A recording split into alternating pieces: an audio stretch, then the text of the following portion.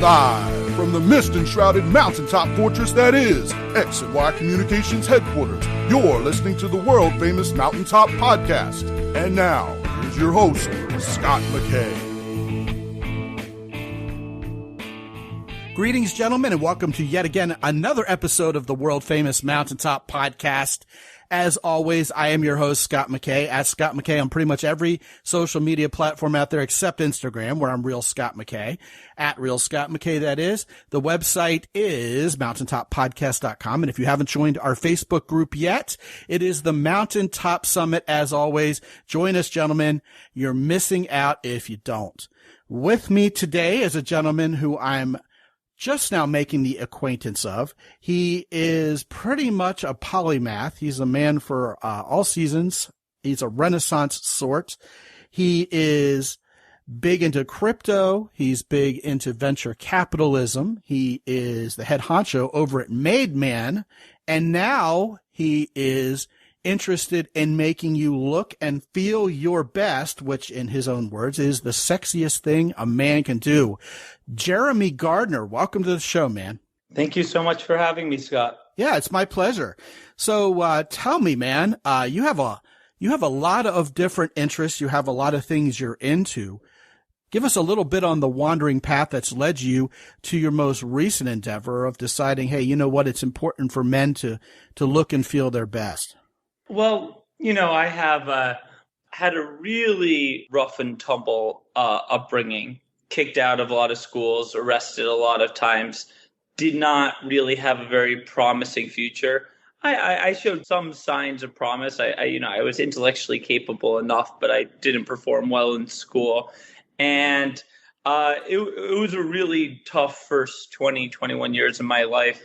But fortunately enough, I happened to stumble across Bitcoin in late 2013, 2014, saw incredible promise in the technology, more so than as a money-making exercise. I ended up starting what is now the oldest and largest nonprofit in the crypto space. And through that nonprofit, I met a brilliant 18-year-old computer scientist, and we actually ended up dropping out of school together to start the first startup on the Ethereum blockchain, if you've heard of that. I became a very well-known evangelist for Bitcoin and blockchain technology, flying around the world, promoting this startup I founded, and had a lot of success with that, and got recruited to a venture capital firm in San Francisco after that startup called Blockchain Capital. I was an entrepreneur in residence, but I ended up actually becoming an investing partner effectively there because I brought them so many good deals. And by late 2017, I had made enough money from all my time in crypto that I launched my own venture capital firm focused on the intersection of blockchain technology and social impact. Around the same time, I had really become a poster child for crypto. I was Bitcoin's party boy or playboy, depending on who you ask. I was flying around the world, going to these parties on the cover of the New York Times style section, featured on ABC Nightline. It was unending. And I really burnt out. I burnt out on crypto. I burnt out on Silicon Valley. And I got as far away as I could as possible. And despite having just launched this new venture fund and moved to Miami, my house in San Francisco had been called the Crypto Castle. I started a new crypto castle in Miami. And the best way to imagine it was like a modern Playboy mansion. It was in the heart of Miami Beach on the water. Had a yacht, 6 bedrooms, had a bunch of models living with me. It was absolute craziness. It was incredible. And I decided to do something even more radical, which was leave crypto for the most part beyond my investing and start a men's skincare company, Made Man. I had really had terrible skin, which I would notice every time I was on TV or in a magazine and they hadn't put makeup on my face. And I needed to do something about it. Yet all these other men's skincare products, there were 5, 7-step regimens and way too complicated. And I wasn't getting results. And I just had this hunch that I could simplify the men's skincare process, yet while retaining high quality. And that's exactly what I went about doing. And so I've been building that for nearly 4 years. We launched almost 2 years ago exactly. It was a really tough time to launch a skincare brand during the pandemic. And CPG's just struggling. Consumer packaged goods is struggling in general. But we're getting there. And it's been an incredible journey. It's gone from really feeling hopeless, suicidal, and depressed at a young age to living the most incredible life imaginable. Jeremy, it seems to me most men don't give a care about their skincare, about moisturizing, about anything like that, because it smacks of femininity. For all the times I hear men complaining and moaning about how women have cosmetics and makeup to kind of make themselves look their very best out there. A lot of men complain that that's an advantage for women, and we as guys are pretty much left to look, like our native selves. We don't wear makeup, at least most of us don't. We can have shoes and a belt that match. We can wear nice clothes, clean clothes, get a haircut, but makeup, skincare, stuff like that, even though we're into vitamins, we're into supplements, a lot of us we're into our health, but in terms of making ourselves look better, that's sort of seen as a feminine enhancement strategy, not really something that real men are up to. How are you going to change that perception with these guys? Well, you said it yourself. I mean, you're talking to an audience that probably takes vitamins. They probably go to the gym. They probably eat well. That's all self-care. I'm not telling guys to put makeup on. I'm telling guys to, just like you put on deodorant every day so you don't smell bad, and you brush your teeth so you don't have shit in your teeth, you put moisturizer on in the morning to give your skin its best appearance and stay youthful looking, and to wash your face at night. I mean, it isn't a far stretch for a guy that already is taking care of himself, and there's nothing particularly feminine about it. There's nothing feminine about having skin on your face. We all have it. There's no reason why we shouldn't take care of it. But yes, breaking through the stigma that cosmetics or skincare is somehow feminine, it is an incredible challenge, and it's been an unimaginable battle destigmatizing skincare. For the reasons that you mentioned, guys see it as a feminine activity, but there's nothing feminine about having skin on your face. Jeremy, I'm not even sure anybody needs to know we're using moisturizer. I mean, if there's a stigma attached to it, screw that. Just use it and make your skin look better and look more handsome and look healthier. And I mean, like I said, who has to know, right? Well, it depends on who you're talking to. Like, I wouldn't suggest you go and brag to the guys about your new skincare regimen if you don't think they'll be interested, although you could be doing them a big favor in their life and giving them the confidence with better skin. But I can tell you this, if you walk up to a woman at the bar and that you find very attractive, and you start telling her about her skincare routine, there's nothing that's going to want to make her bring her back to her place faster than that. I mean, there's nothing that arouses a woman more than telling her about your skincare routine. It is a foolproof mechanism to impress and surprise a woman. And so it really just depends on who you're talking to. But I think you'd be doing your guy friends a favor if you have a skincare product that you really love and it's working for you, it's making you feel better about yourself, doing them the favor or giving it to them as a gift.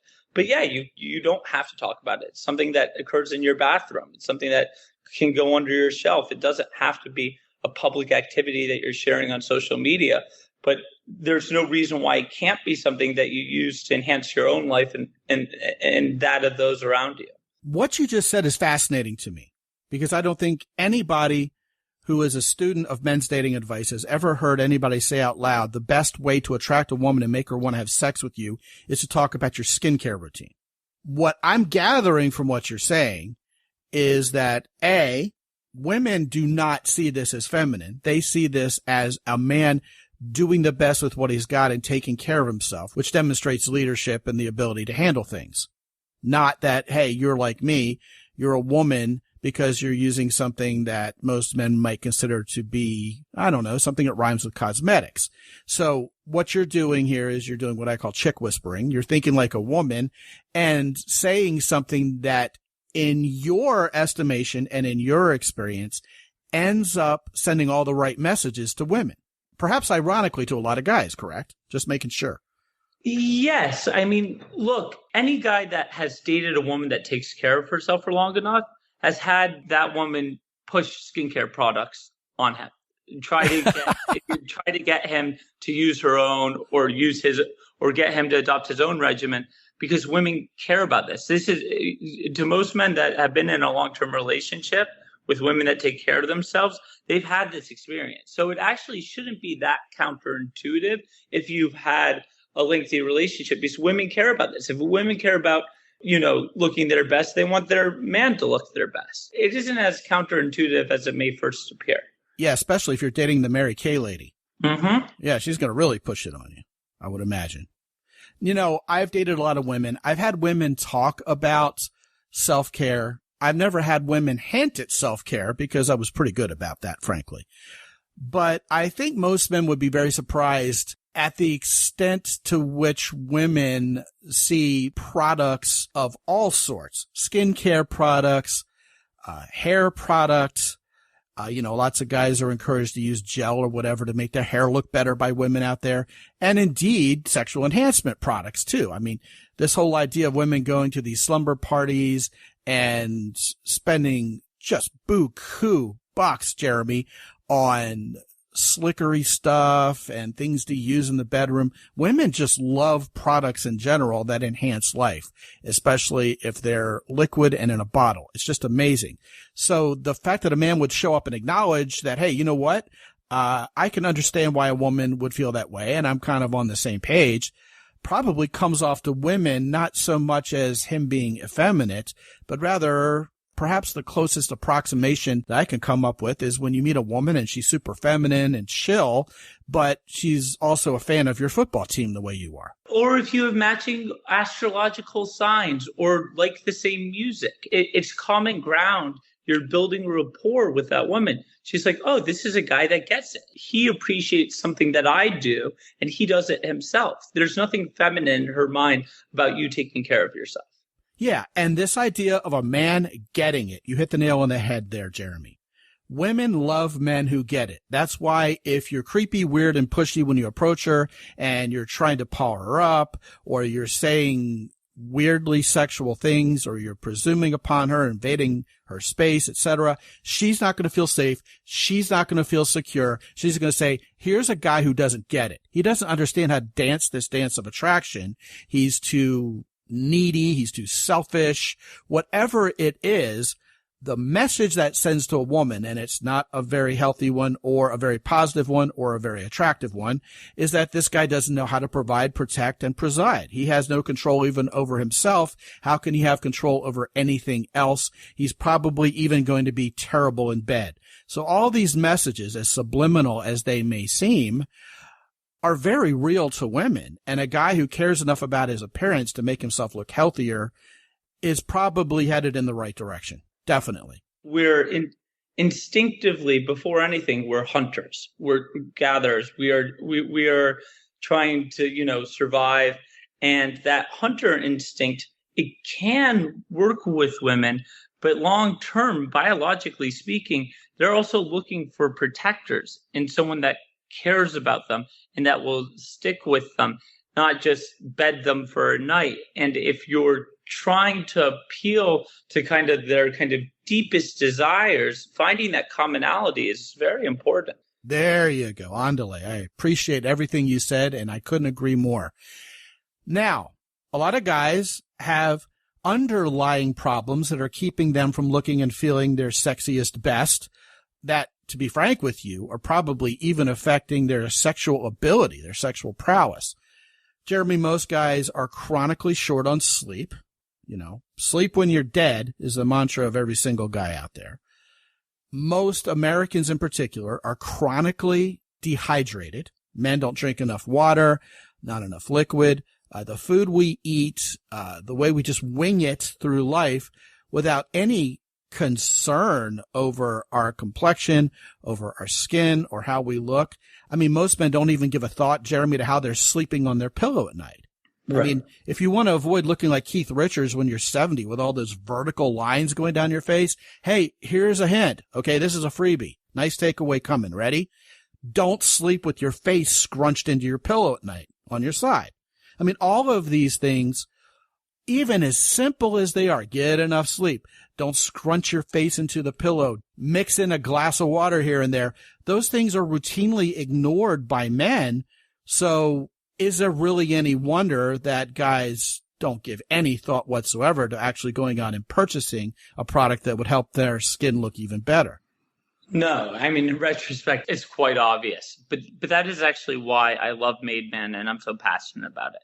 I've, spent a lot of my career focusing on ventures that you look at what the company is doing, whether I'm an investor or founder, and you're like, this could change the world. Then people look at the fact that I'm selling men's skincare and they're like, Jeremy, this is kind of out of character for you.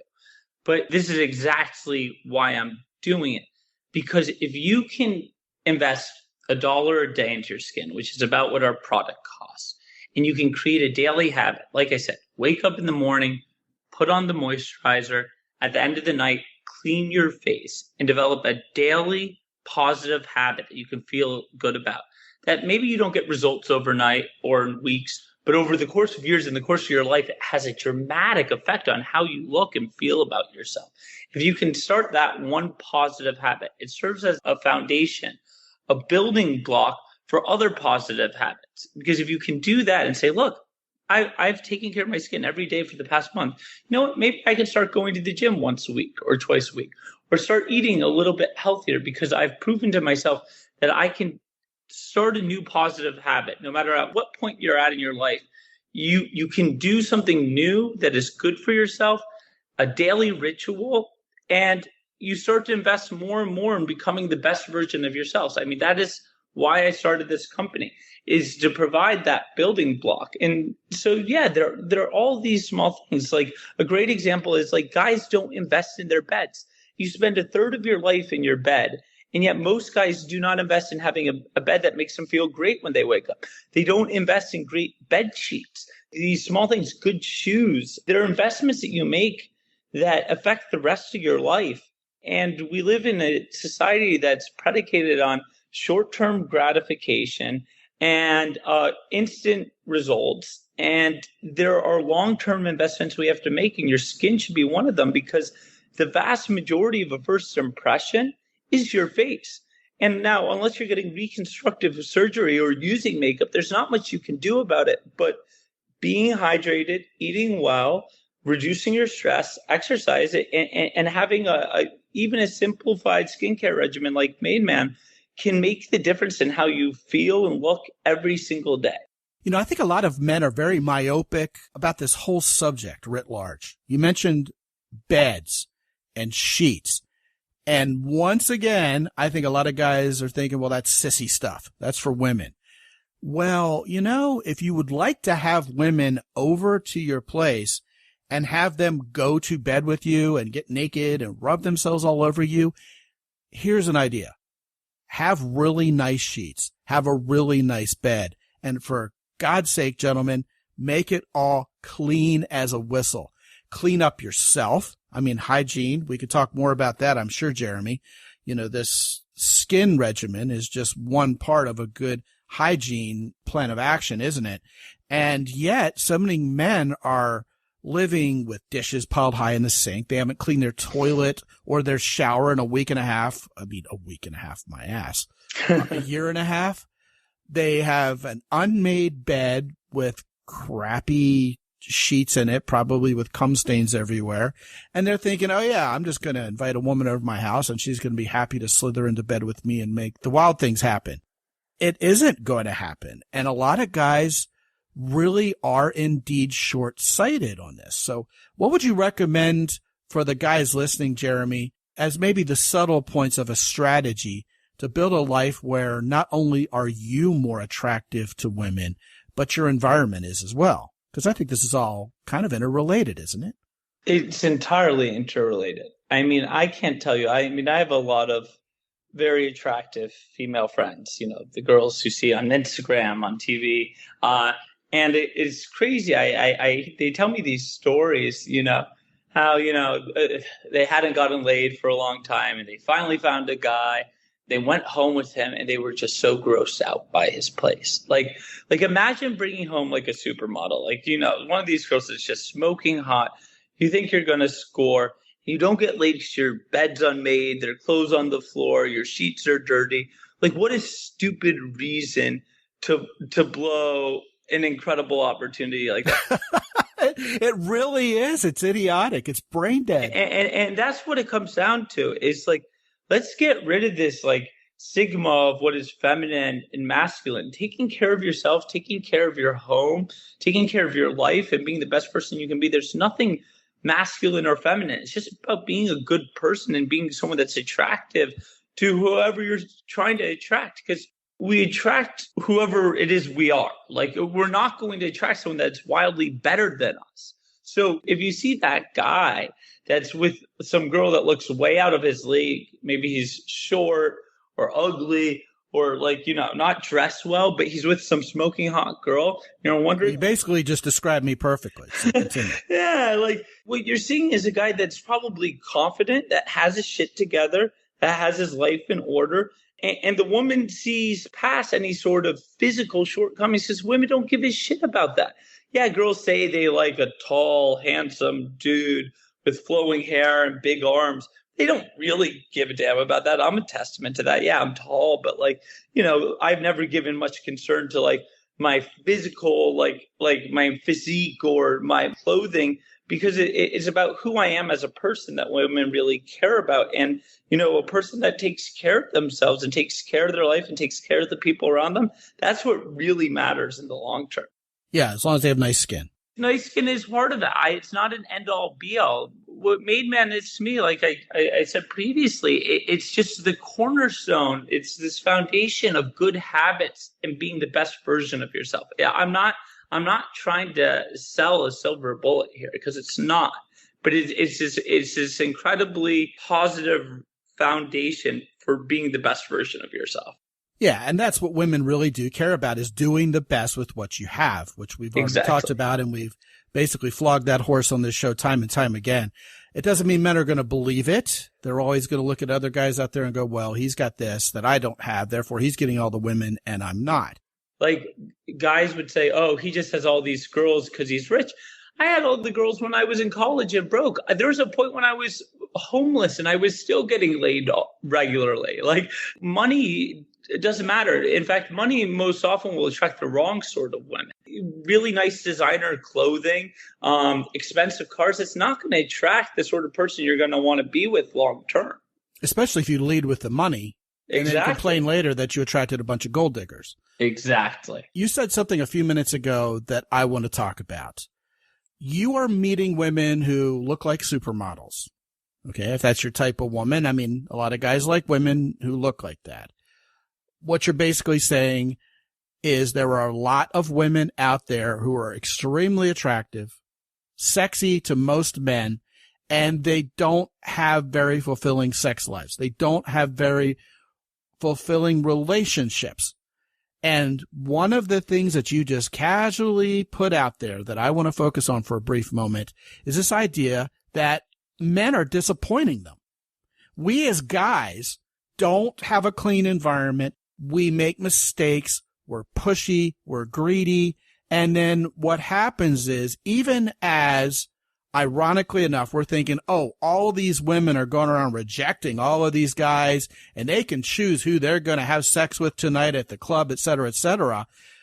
What men don't realize is the reality for a lot of beautiful women is they get their hopes up for a certain guy and then he blows it. And this is one frustration after another for pretty women. They want a guy who's going to step up and show up. And that guy is so friggin' hard to find for these women nowadays. Now, I know I'm speaking the truth because I talk to women and I talk to attractive women, and this is what they tell me. The problem with most men, Jeremy, is we think like men when we're trying to get inside a woman's head. We're thinking, oh, well, this woman's going to a club trying to get laid the same way I'm trying to get laid. That's not what's on their mind.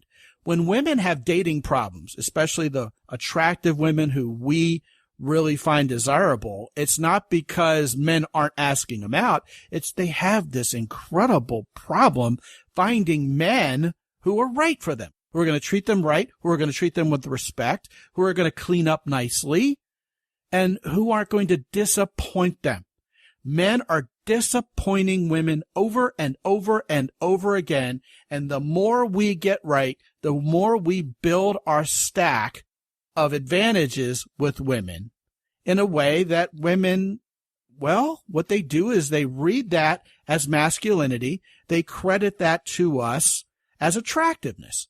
And then they feel comfortable with us, et cetera, et cetera, et cetera.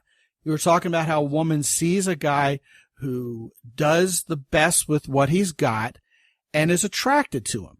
It doesn't matter what his genetic gifts are as much. And we've said on the show before, Jeremy, I'll say it for your benefit.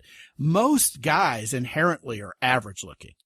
I mean, women are the beautiful creatures in this species. We're not peacocks, right? We're the opposite. The women are the beautiful, flowing, fantastically gorgeous creatures. We as men are basically there to provide and protect. We're the utilitarians. Women can identify when we're that kind of guy, but in this postmodern world, it isn't even so much about clubbing the neighboring tribe over the head and going out and killing a mastodon and feeding the family as much as it is fulfilling that primal need in a woman for a man who gets it, who knows how to provide, how to protect, how to preside. Okay, the 3 Ps, the guy who is the master of his own domain. That's when a woman feels most comfortable, when a man has introduced her to his reality and it's a safe place.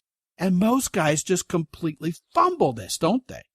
Yes. So I'm going to try to break down what you said scientifically and in the least objectifying way possible. If attraction or levels of attractiveness are on a scale between 1 and 10, and 5 is average, 10 is just goddess or god level attractiveness, what you can imagine is between 1 and 3, maybe women have less sex. But between 3 and 7, you can say women are going to have about the same amount of sex. It doesn't, because guys don't have very high standards for the most part.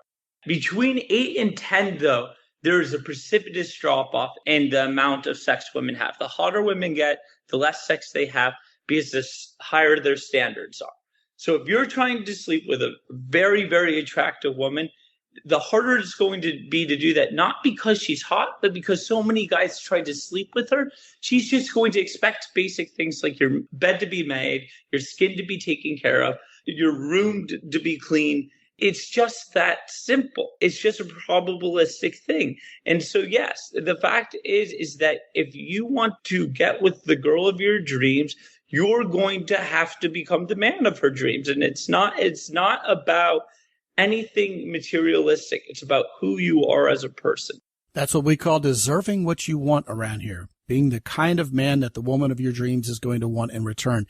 And, kind of to punctuate what you just said, which was a wonderful point, Jeremy, women who have earned the right to be picky aren't necessarily being snobbish about it. No. It's just quite simply that so many men would seek to objectify them sexually that they've got to fend for themselves to a much higher degree and look for the guys who are going to respect them and represent this man who really has her best interests in heart. And I think that's a great conversation. Guys, you should be moisturizing. You should be using Made Man product. And what I'm going to do right now is I'm going to send you to a special URL that I've set up for you. It's mountaintoppodcast.com/mademan, MADEMAN, where you can find out about Jeremy Gardner's products. And I would highly recommend that you get some for yourself. Jeremy, you're going to send me some, right? So I can talk intelligently about this and recommend it from the rooftops, right? Shoot me your mailing address and we'll get you a whole gift box. Oh, man, I feel like a made man already in the best way possible because I'm not Italian. All right, man. This is how Texans become made men. It's a made man for the 21st century. Very, very nice. Jeremy Gardner, man, thank you so much for gracing us with your presence today. It's been a great show and hope you'll come back soon. Absolutely. Thank you for having me. And gentlemen, if you have not visited mountaintoppodcast.com lately, you need to go there, check out all the master classes. We're doing a new one every month. And when you click on the link for master classes at mountaintoppodcast.com, you'll be magically teleported to the latest one and perhaps even a catalog of all the latest ones. You can also get in on Unsettled, which is going to disrupt your life in the best way possible, which almost all of us need, especially post-COVID. You can click on the link for Unsettled at the website also. If you have not talked to me for free for 25 minutes yet, that link is behind the red button at the top of the page at mountaintoppodcast.com. You're going to find I'm exactly the guy you think I'm going to be. We can talk about your future with women and get you on the right track. Gentlemen, if you have not picked up the jeans and boots from Origin in Maine just yet, Jocko Willink's company is all about discipline. It's all about excellence. It's all about over-delivering. And let me tell you something. I believe that my Origin jeans and boots will outlast me probably by 100 years or so. That's how well they're made right here in the United States of America. Keyport is the absolute best everyday carry item you can imagine. This is not your grandfather's Swiss Army knife, gentlemen. And until you go to keyport.com and check out all the gadgetry that you can build your Keyport device with, you won't be as amazed as you could be about Keyport. Finally, herosoap.com. We're talking about looking and feeling our best. How about smelling your best? Hey, listen, Hero Soap will make you smell like a man. And listen, if you have not taken a shower yet with a member of the female persuasion using their body gel, you are missing out on one of life's wonderful little pleasures. It's actually not a small pleasure. It's a rather large one, but, I'm probably disclosing too much already. Use the coupon code MOUNTAIN10 for 10% off when you partake of any of the products from our three main sponsors, all of which you can also find at mountaintoppodcast.com. And until I talk to you again real soon, this is Scott McKay from X&Y Communications in San Antonio, Texas. Be good out there.